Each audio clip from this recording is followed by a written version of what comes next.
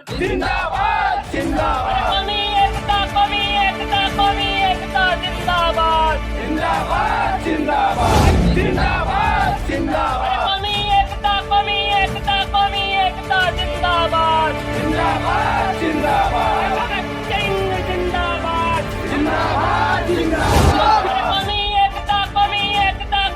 एकता जिंदाबाद जिंदाबाद जिंदाबाद भगत सिंह जिंदाबाद जिंदाबाद जिंदाबाद इनकलाब इनकलाब इनकलाब इनकलाब जिंदाबाद जिंदाबाद जिंदाबाद इनकलाब जिंदाबाद जिंदाबाद जिंदाबाद। जय भीम, मैं हूं इंजीनियर स्नेहा और आप देख रहे हैं नेशनल चौपाल। इस वक्त हम हैं बाबा साहब भीमराव अंबेडकर यूनिवर्सिटी में और यहाँ पर आज शहीद आजम भगत सिंह इनके शहादत दिवस को मनाया जा रहा है। इनके शहीद दिवस को लोग जो है वो स्टूडेंट याद कर रहे हैं। ये तमाम लोग आपको बता दें कि ये जो है स्टूडेंट फेडरेशन ऑफ इंडिया है और स्टूडेंट फेडरेशन ऑफ इंडिया के माध्यम से ये जो है ये आंदोलन चल रहा है और ये इन्हें मार्च निकाला, रेजिस्टेंस मार्च निकाला जा रहा है और उस रेजिस्टेंस मार्च का जो है एसएफआई के माध्यम से बड़े नारे लगाए जा रहे हैं। आदि की स्टूडेंट फेडरेशन ऑफ इंडिया के माध्यम से बीबीएयू के कैंपस में इस प्रकार से मार्च, रेजिस्टेंस मार्च निकाला जा रहा है और इस रेजिस्टेंस मार्च में जो है नारे लग रहे हैं, इंकलाब के नारे लग रहे हैं और इस मार्च के अंदर फुले बाबा साहब और शहीद भगत सिंह इन्हें याद किया जा रहा है। तमाम लोगों से हम बातचीत करेंगे इस मार्च को लेकर, वो क्या सोचते हैं। आज शहीद भगत सिंह इनके शहादत दिवस पर लगातार जो है विद्यार्थियों की तरफ से इस प्रकार का एक बड़ा इनिशियलाइजेशन जो है बीबीएयू के अंदर हो रहा है। ये तमाम घटनाओं को हम आपको दिखा रहे हैं, बने रहे हमारे साथ। बता दें कि बीबीएयू के एसएफआई की तरफ से, एसएफआई जो कि विद्यार्थी संगठन है उसकी तरफ से यह बड़ा मार्च निकाला गया है और यह मार्च जो है शहीद आजम भगत सिंह इनके शान में निकाला गया है। शहीद भगत सिंह इनको आज जो है विद्यार्थी याद कर रहे हैं। ये मार्च के माध्यम से, मशालों के माध्यम से, नारों के माध्यम से जो शहीद भगत सिंह है, शहीद आजम भगत सिंह, इनको याद किया जा रहा है। तो इन तमाम लोगों से हम बातचीत करने की कोशिश करेंगे। इन मार्च में जो लोग शामिल हुए उनसे बातचीत करने की कोशिश करेंगे। बता दें कि शहीद आजम भगत सिंह इनका भारत की आज़ादी के लिए या स्वतंत्रता संग्राम के आंदोलन के लिए काफ़ी बड़ा महत्वपूर्ण योगदान रहा। हालांकि वो इस देश के राजनीति का शिकार हो गए और हमारे बीच से चले गए, लेकिन आज की तारीख में तमाम भारत का जो युवा है वो उन्हें अपना आदर्श मानता है, अपना इंस्पिरेशन मानता है और यही एक कारण है कि सेंट्रल यूनिवर्सिटीज़ के अंदर जो युवा है, जो छात्र है, वो आज उन्हें याद कर रहे हैं, उन्हें अभिवादन कर रहे हैं, उनकी शान में जो है उनकी बातों को याद कर रहे हैं। लेकिन मैं आपको ये बताना चाहूँगी कि आज के मौके पर शहीद आजम भगत सिंह इनको सिर्फ स्वतंत्रता आंदोलन के संग्रामी के तौर पर देखना या ये इतना ही काफ़ी नहीं होगा, क्योंकि वो संपूर्ण स्वतंत्रता के विचारक थे।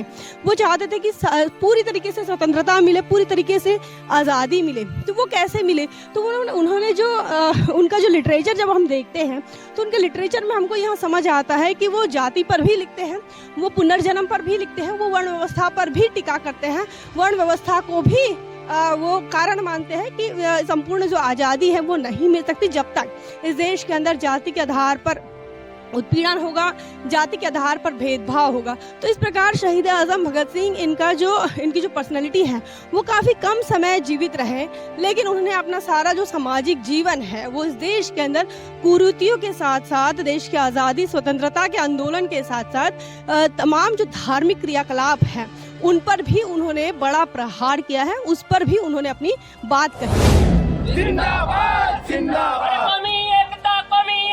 कौमी एकता जिंदाबाद जिंदाबाद जिंदाबाद भगत सिंह जिंदाबाद जिंदाबाद जिंदाबाद देव जिंदाबाद जिंदाबाद जिंदाबाद राजगुरु जिंदाबाद जिंदाबाद जिंदाबाद। तुम इन सब ऊंच नीच की भेदभाव, उस सोशलिस्ट स्ट्रक्चर की बात करेंगे जहाँ हमको पढ़ाई मुफ्त मिले, जहाँ सबको शिक्षा का अधिकार हो और सबको शिक्षा मिले, सबको एम्प्लॉयमेंट मिले। तो हमारा एक नारा होता है कि सबको शिक्षा, सबको काम, वरना होगी नींद। सोशलिस्ट कंट्रीज में जिसकी वो प्रेरणा करते हैं, वहाँ एजुकेशन फ्री होती है। हमारे संविधान में लिखा गया है कि हम एक सोशलिस्ट कंट्री हैं। क्या मैं आपसे पूछना चाहूंगा, क्या हम एक सोशलिस्ट कंट्री हैं? 23 साल की उम्र में शहीद आजम भगत सिंह वो हमको छोड़कर चले जाते हैं, उनके साथ राजगुरु और सुखदेव भी। अब उन तमाम लोगों को याद कर रहे हैं जिन्होंने इस देश के लिए बलिदान दिया, अपनी जान को निछावर किया। और आज इस छात्र संघ के माध्यम से भी, SFI के माध्यम से भी उन्हें अभिवादन किया गया, एक रेजिस्टेंस मार्च के तहत उन्हें याद किया गया। उन छात्र नेताओं से बात करेंगे, क्या सोचते हैं वो शहीद आजम भगत सिंह को लेकर, क्या बताएंगे आज के इस शहादत दिवस को लेकर। वहाँ आज़ादी के नारे आप लगा रहे थे। जब आज़ादी के नारे लगते हैं तो हम लोग को बहुत ज़्यादा मिसकॉन्सेप्शन होता है कि आज़ादी के नारे किस महत्व से लग रहे हैं। वही तो, भारत देश तो ऑलरेडी आज़ाद है। ये जो आर्गुमेंट है ये बहुत पुराना हो चुका है और उसका बहुत ज़्यादा तोड़ दिया जा चुका है। आज़ादी जब हम मांगते हैं तो हम आज़ादी भारत देश के अंदर मांगते हैं कि भाई हमको रहने की आज़ादी दी जाए, खाने पीने की आज़ादी दी जाए, पढ़ने लिखने की आज़ादी दी जाए, उन सब सोशल इविल्स से आज़ादी मिले जिसमें हम लोग जीते हैं भेदभाव से, पक्षपात से, जातिवाद से, सांप्रदायिकता से। तो हम लोग इन सब चीज़ों से आज़ादी मांगते हैं, लैंगिक भेदभाव से। जब आज़ादी हम लोग मांग रहे होते हैं तो हम लोगों को के ऊपर आरोप लगता है कि अरे आप आज़ादी मांग रहे हैं, क्यों मांग रहे हैं, आपके पास तो राइट्स हैं। मगर जो राइट्स संविधान में दिए जाते हैं उनको यूज़ करने के लिए आपको एक सोशल प्लेटफॉर्म पे क्या कहते हैं डिफरेंस बनता है, मुख्तलिफ जगहों पे मुख्तलिफ तरीके से डिफरेंस बनता है। जातिवाद से लड़ने के लिए हमारे संविधान में बहुत सारे प्रावधान हैं, और क्या जातिवाद आज ख़त्म हो गया है? छात्र नेता जो है अब वो पढ़ाई लिखाई छोड़ के जातिवाद को खत्म करने का आंदोलन चलाएंगे। भगत सिंह कहते थे कि छात्रों का ये बहुत बड़ा काम है कि वो पॉलिटिकल होके, पॉलिटिक्स सोच के उसमें काम करें और एक यंग पॉलिटिकल वर्कर की तरह काम करें। पढ़ाई लिखाई सिर्फ एक ज़रिया हो सकता है वह सोशल चेंज का। पढ़ाई लिखाई सबसे बड़ा ज़रिया होता है सोशल चेंज का। तो हम पढ़ाई लिखाई भी करते हैं और सोशल चेंज के लिए भी काम करते हैं। आज की तारीख में आपको ऐसा क्यों लगता है कि आज भी भेदभाव है? ऐसा कहाँ देखते हैं? क्योंकि जब हम देखते हैं तो तमाम लोग कहते हैं कि सब सही चल रहा है, सब बराबर चल रहा है, सबको एजुकेशन मिल रहा है, वोट का अधिकार मिल रहा है, पढ़ने लिखने का अधिकार मिल रहा है, रिजर्वेशन मिल रहा है। उसके बाद भी आप इस प्रकार की बात कर रहे हैं, क्या गहरी सोच है इसके पीछे? सबको शिक्षा मिल रही है, कौन वो सब हैं? क्या उन झोपड़पट्टियों वालों के बच्चों को शिक्षा मिल रही है जो नालों के किनारे पे रहते हैं? क्या उनको वही शिक्षा मिल रही है जो वो एक ऊंचे बंगले में रहने वाले जिनके बंगलों में 4 लोग हैं मगर 12 कमरे हैं? क्या उनको वही शिक्षा मिल रही है? क्या उनको उसी स्कूल में पढ़ने का मौका दिया जा रहा है? क्या उनको उसी बेंच पे बैठने का मौका दिया जा रहा है? जब हम राइट टू एजुकेशन की बात करते हैं तो हम राइट टू एजुकेशन का फेलियर भी देखते हैं अपनी ज़मीन पे, कि किस तरह से जो 25% रिजर्वेशन बनाया गया है प्राइवेट स्कूल्स में, उसका पालन नहीं किया जाता है। और छोटी मोटी आनाकानी निकाल के बच्चों को जो ज़रूरतमंद होते हैं उनको डॉक्यूमेंट्स की बेसिस पे कुछ ना कुछ बना के उनको हटा दिया जाता है। क्यों हटाया जाता है? ये सोशल जो हमारा एक डिस्क्रिमिनेटरी माइंडसेट बना हुआ है सोसाइटी में, कि वो अमीर गरीब का, ऊंची जात नीची जात का, इस संप्रदाय से आने वाला उस संप्रदाय से आने वाला, इन सब भेदभावों की वजह से वो जो कॉन्स्टिट्यूशनल एक्ट्स हैं हमारे, वो ज़मीन पे उतर नहीं पाते हैं। हम भगत सिंह किस प्रकार के देश की परिकल्पना करते थे? भगत सिंह उस समाजवाद की परिकल्पना करते थे जिसमें, जो हम लोग अभी बात कर रहे थे, कि जिसमें भेदभाव नहीं होगा, इंसान का शोषण नहीं करेगा, उस समाज की बात करते थे। और वो समाज उनके हिसाब से समाजवाद था, समाजवादी समाज था। और भी हमारे साथी हैं, उनसे बातचीत करेंगे। क्या बताएंगे कि शहीद भगत सिंह, इनके विचारों को लेकर आज की तारीख में क्या वो आज भी लागू पड़ सकते हैं या फिर काल बाह्य हो गए हैं? मतलब कि ये समझते हैं काल बाह्य हो गए हैं, अभी उस लागू नहीं होंगे, ऐसा कुछ लगता है आपको? कि जो वो उनका विचार जो है वो आज काम में नहीं आएगा, ऐसा लगता है क्या? या काम का है? काम का है, लेकिन इसके लिए तो हमें ही मेहनत करना पड़ेगा। और जो सोशलिज्म की बात वो करते थे वो तो हो सकता है अभी भी, लेकिन सोशलिज्म तो हम सबके मन में पहले होनी चाहिए कि जो हक हमें मिल रहा है वो दूसरों का भी मिलना चाहिए।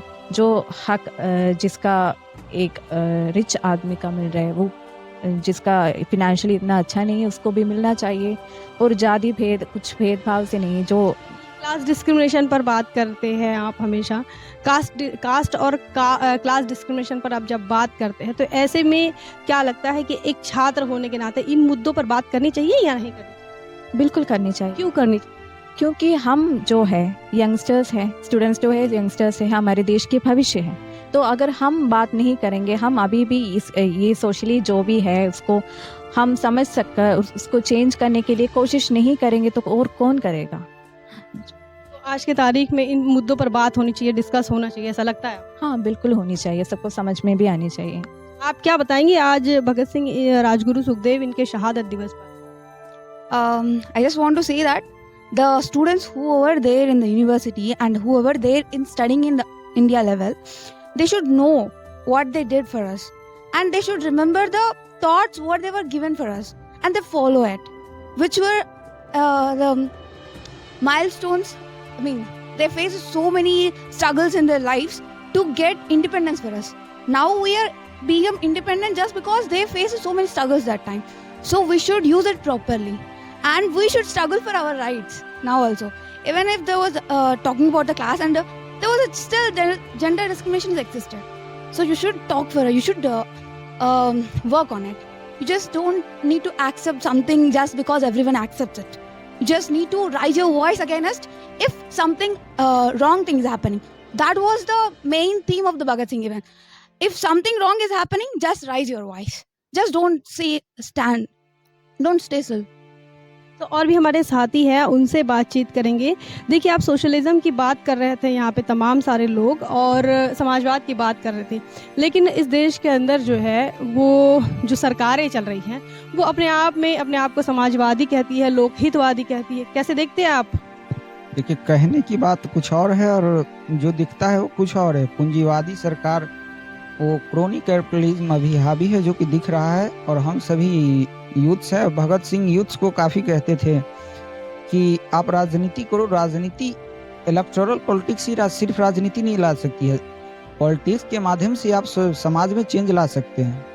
और यही चेंज लाने के लिए, जैसे कास्टिंग बड़ा इशू है, विश्वविद्यालयों में छात्रों के साथ भी भेदभाव होता है।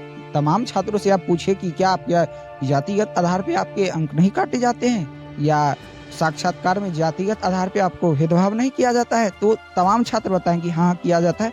ऐसे सैकड़ों अखबार ऐसे पन्नों से भरे पड़े हुए, और पूंजीवाद हावी हो रहा है नई शिक्षा नीति के द्वारा ही, जो ऑटोनॉमी के नाम पे, हिंदुइज्म के नाम पर या फिर हिंदू राष्ट्र के नाम पर तमाम चीज़ें खत्म हो चुकी है। ऐसा इस देश की सरकारों का और काफ़ी हद तक लोगों का भी मानना है कि हिंदू राष्ट्र है, सब कुछ सही चल रहा है, कोई दिक्कत नहीं है। वो कुछ मीडिया घरानों के द्वारा दिखाया जा रहा है, क्रिएट किया जा रहा है, बायो बबल क्रिएट किया जा रहा है। ऐसा नहीं है। लोगों से आप पूछिए जो हिंदू राष्ट्र की परिकल्पना लेके चलते हैं, उनसे भी पूछिए कि क्या आपकी समस्या समाप्त हो गई है, क्या आपके बच्चे मतलब कि कोई समस्या नहीं? तो वो बोलेंगे हाँ समस्या है। तो फिर ये हिंदू राष्ट्र कैसा? तो कहेंगे नहीं जी, हिंदू राष्ट्र है तो चल रहा है, लेकिन समस्याएं सबके साथ है। किसी से आप पूछिए जो कहे कि हिंदू राष्ट्र, तो हिंदू राष्ट्र से कोई समस्या का समाधान नहीं हो रहा है। यहाँ समस्या लोगों की है, जो बेसिक एमिनिटीज है, लोगों की जो मूलभूत जरूरतें हैं वो भी पूरी नहीं कर पा रहे हैं। हम सस्टेनेबल डेवलपमेंट गोल की बात ही छोड़ दे, जो बेसिक जरूरतें, शिक्षा, स्वास्थ्य, भोजन, वस्त्र, आवास, उनको भी नहीं पूरा किया जा रहा है। आज भी सरकार 75 साल बाद हमारे प्रधानमंत्री बताते हैं 80 करोड़ लोगों को मैंने अनाज दिया, मैं दे रहा हूँ। तो ये गर्व की बात नहीं है, ये शर्म की बात है कि देना पड़ रहा है, क्योंकि आपने उस काबिल नहीं बनाया और देना पड़ रहा है। तो उस काबिल नहीं बना, युवाओं को रोजगार मिले, विश्वविद्यालयों में फंड मिले, और विश्वविद्यालय फंड का यूटिलाइजेशन हो, और यूथ्स पे जो उनसे सवाल उठाए तो उनको टुकड़े गए, और इत्यादि उपमाएं जो दी जा रही है वो गलत है, क्योंकि छात्र अब जाग चुके हैं और एक्टिव हैं। छात्र नेता हमारे साथ अभिषेक भी है। अभिषेक, आज एबीवीपी भी जो है वो शहीद आजम भगत सिंह को याद कर रही है, जिनका विचार जो है उनके आंदोलन का विचार और उनके संगठन का विचार, एबीवीपी का विचार मेल नहीं खाता। कैसे देखते इसे? हाँ, एबीवीपी का कैसे, अब इन्होंने प्रोग्राम, एसएफआई ने कल रात से पूरा बैनर पोस्टर लगाए, तो सुबह के टाइम देखते हैं कि भगत सिंह के पूरे कैंपस में भगत सिंह के फोटोज बैनर्स लगे हुए थे। ये शाम को 1-1:30 बजे आते हैं, तुरंत ये पोस्टर लगा के बैठते हैं। ऊपर से इनके पास 10-12 लोग वही संगठन के जो बड़े बड़े पदाधिकारी आते हैं बाहर से, बैठते हैं और प्रोग्राम करते हैं। इनके पास भगत सिंह के लिए वही दिखाता है कि आप जब श्री राम आरती जब करवाते हैं, यहाँ पर सरस्वती पूजा करवाते हैं, आपके पास संख्या क्या होती है? भगत सिंह शहादत दिवस पे आपके पास संख्या क्या थी? संख्या का मतलब है इन्होंने भगत सिंह को सिर्फ इसलिए बनाया कि मेरी एक फोटो चली जाए कि भगत सिंह को हमने बनाया। एबीवीपी जिस प्रकार से धार्मिक संगठन धार्मिकता को ही मान्यता देता है, वहीं शहीद भगत सिंह जो है वो नास्तिक रहे। धर्म को लेकर, जाति को लेकर भी उन्होंने लिखा है, वर्ण व्यवस्था को लेकर उन्होंने कहा है, अछूतपन को लेकर उन्होंने लिखा है। तो ऐसे में जो ये दो कॉन्फ्लिक्ट है दोनों के बीच, उसके बावजूद भी वो अगर सेलिब्रेट कर रहे हैं तो क्या इंटेंशन होगा उनका? एबीवीपी ने क्या किया है ना, चीजों की उन आइडिया, जैसे लोग हैं जिनको लोग मानने लगे हैं, उनके विचारों को मानने लगे, तो उनको भगवान बनाने की कोशिश में लगे रहते हैं। जैसे अब इसमें इनको भी भगवा टोपी पहना देते हैं। जब अच्छी बात है भगवान भगवान बनाने के बाद लोगों में क्या होता है कि लोग उनकी पूजा करना शुरू करते हैं, उनके विचारों को पढ़ना शुरू कर देते हैं। भगवान बिरसा मुंडा इन्होंने किया, तो बिरसा मुंडा के जो विचार थे उनको एक तरफ रख दिया गया, लोगों को उनकी पूजा। जैसे भगत सिंह है, भगत सिंह को जब ये भगवान बना देंगे तो मैं नास्तिक क्यों, कोई व्यक्ति क्यों पढ़ेगा? वो सोचेगा ये भगवान है, मैं पूजा करूंगा। भारत में क्या कल्चर है, हर चीज को भगवान बनने का मकसद यही होता है कि लोग उनको पढ़ना छोड़ के उनकी पूजा करना शुरू कर देते हैं। वो चाहते हैं कि भगत सिंह के लोग हम भगवान बना देंगे तो उनको विचारों को लोग ट्रेंड शुरू कर रहे हैं विभूति पूजा का, ताकि विचार कमजोर हो जाए, और व्यक्ति पूजा बढ़ जाए। भगत सिंह को एक भगवान बना के उनको पूजना शुरू कर दें। उनके जो मैं नास्तिक क्यों हूँ, भगत सिंह इसकी जो साइंटिफिक टेम्परामेंट की बात करते हैं कि कोई भगवान नहीं है, मनुष्य है और मनुष्यता को ही हम देंगे। अब जब कोई भगवान नहीं है तो भगवान की जो लिखी हुई किताबें हैं उनका भी कोई अस्तित्व नहीं है। भगत सिंह का सीधा मानना है जब भगवान नहीं तो उनकी किताबें नहीं।